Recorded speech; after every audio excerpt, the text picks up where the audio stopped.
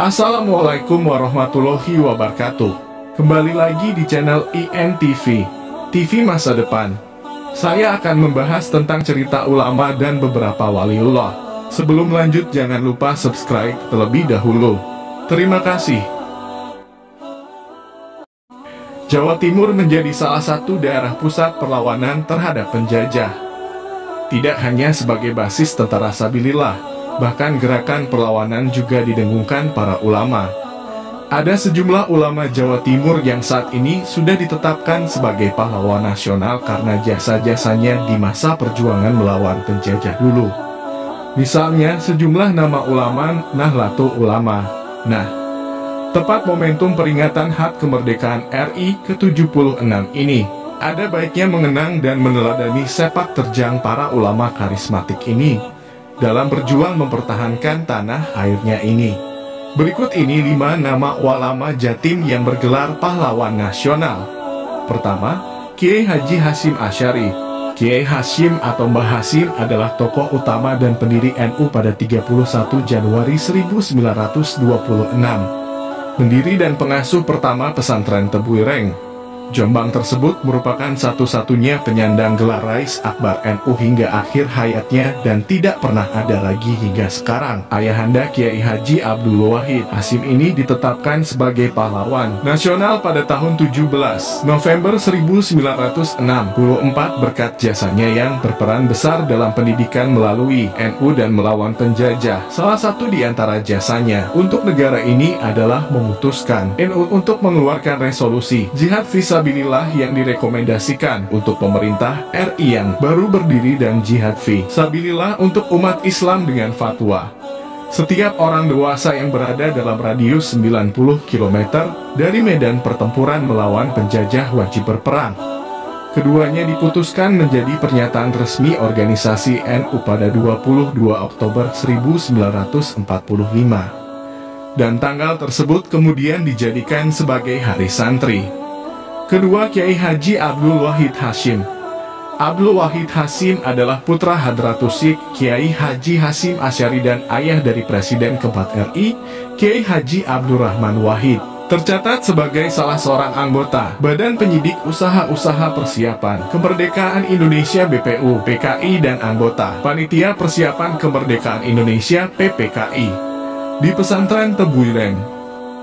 Dirinya mempelopori masuknya ilmu pengetahuan umum ke dunia pesantren dengan mendirikan madrasah nidamiyah dengan ilmu umum 70%, ilmu agama 30%, dan ditetapkan sebagai pahlawan nasional pada tanggal 17 November 1960. Ketiga, Kiai Abdul Wahab Casbullah.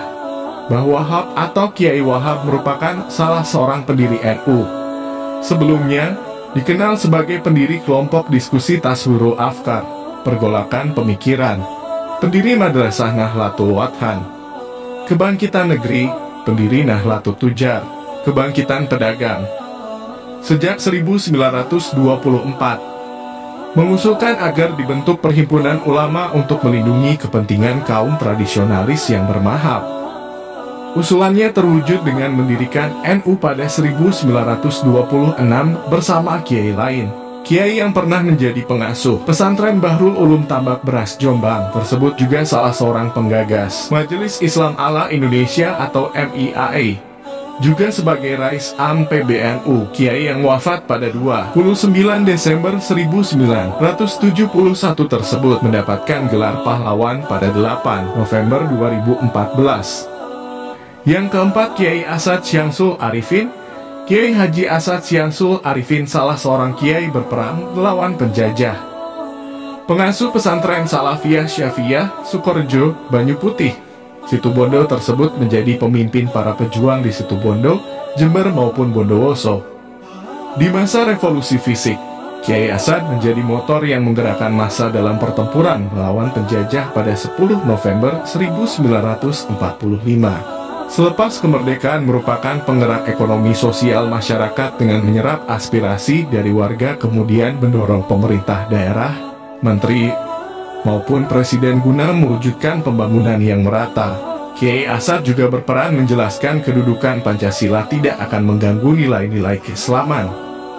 Atas jasa-jasanya mendapat anugerah pahlawan pada 9 November 2016. Kelima, Kiai Haji Maskur.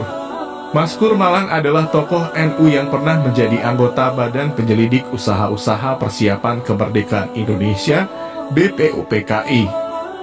Di antara kontribusinya adalah ikut terlibat merumuskan Pancasila sebagai dasar negara. Kiai Maskur juga tercatat selaku pendiri pembela tanah air, PETA, yang kemudian menjadi unsur Laskar Rakyat dan TNI di seluruh Jawa. Dan ketika pertempuran 10 November 1945, namanya muncul sebagai pemimpin Barisan Sabilillah. Tercatat pernah menjadi Menteri Agama Indonesia pada 1947 hingga 1949 dan 1953 sampai 1955. Juga menjadi anggota Dewan Perwakilan Rakyat RI periode 1956 sampai 1971 dan anggota Dewan Pertimbangan Agung pada 1968. Selain itu, Kiai Maskur ikut serta membangun moral anak bangsa dengan mendirikan Yayasan Sabilillah, lembaga masyarakat yang bergelut di bidang pendidikan. Ditetapkan sebagai pahlawan nasional oleh pemerintah pada 8 November 2019. Nah, itulah beberapa ulama yang bergelar pahlawan kemerdekaan. Maka dari itu, kita sebagai warga Indonesia harus mengenang jasa-jasa beliau.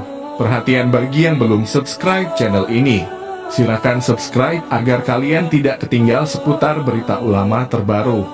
Terima kasih. Dan bagi kalian yang sudah subscriber, semoga dipanjangkan umurnya dan dimudahkan segala urusannya dan dimudahkan rezekinya. Amin.